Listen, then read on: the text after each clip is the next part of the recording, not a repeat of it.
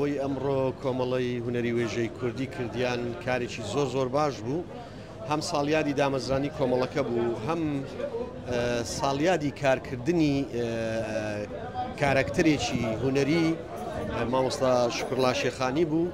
کە تەسەوڕ دەکەم لە ساڵی 72 لەگەڵ ئەو کۆمەڵەیە دەکا 53 ساڵی ڕێک هەم یادی دامەزرانی کۆمەڵەکە هەم بە ئەندامبوونی لەو کۆمەڵی هەروەکو بەخۆشی باسی کرد. کارێکی گرنگ و باش بوو، بەڵام من گلەیم لە هونەرمەندان و لە ئەو وەسەتە هونەریە هەیە کە هونەرمەندێکی وەکو مامۆستا شکرلا شێخانی ڕێزی لێ دەنرێت دەبووە ئێستا قاعەکە زۆر قەرەباڵغ بایە. بەڕاستی ئەمە زیندوکوژی مردوپەرستی لە زۆر هونەرمەندانیش ئەو شتا دووبارە بۆتەوە تا لە ژیاندان ڕێزلێنانیان بۆ ناکەن یان ئەگەر بۆشیان بکەن بە شێوەیەک بۆیان دەکەن کە هەست دەکەی کە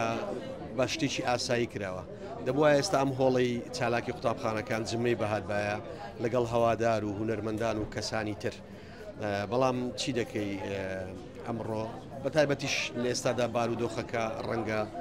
گونجاو نەبی، بەڵام پێشتریش بۆ هونەرمەندان هەراوا کراوە. ئەو جۆرە ڕێزلێنانە گرنگە، من دەستخۆشانیان لێ دەکەم و داوا دەکەم لە سندیکای هونەرمەندان لە قی هەولێر و هەموو لقەکانی کوردستان لەو کۆمەڵ و ڕێکخراوە هونەریانە ئەرشی سەرشانیانەکەوە ڕێز لە هونەرمەندانە بن بەبێ جیاوازی دەنگ، بەبێ جیاوازی ئایدیا، بەبێ جیاوازی هەر بیرۆکێک ڕێز لە هونەرمەندانە برێن، چکە هونەرمەندانە خزمەتێکی زۆری خەڵکیان کردووە و بینەری زۆریان هەیە، بە تایبەتی مامۆستا شکرلا شێخانی کە لە دوجار من وەکو خۆم تەمەنام دەکە ڕۆژێک لە ڕۆژان بیبینم وێنەیەکی لەگەڵ بگرم. دوجار وا ڕێککەوت کە لە ئەدیابین بەیەکەوە ڕۆڵمان بینی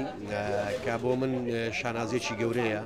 نەک ئەو مامۆستا زایر عەبدوڵڵاهی ڕەحمەتی هونەرمەندانی تێرجا گرینگە ئەو ڕێزلێنانانە و ئێوەش وەکو دەستگاکانی ڕاگەیاندن ڕووماڵی ئەو چالاکیان دەکەن، زیاتر گرنگی پێ بدەن، ئێوەش زیاتر هانی ئەو شوێنانە بدەن کە ئەو ڕێزلێنانە ئەنجام بدات، چکە زۆر هونەرمەندمان مایە دەڵێ لە ژیانمدا یەک ڕێزلێنانم بۆ کرایە،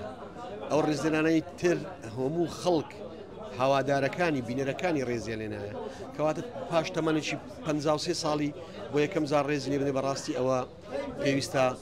هەڵوەستەی لەسەر بکرێت.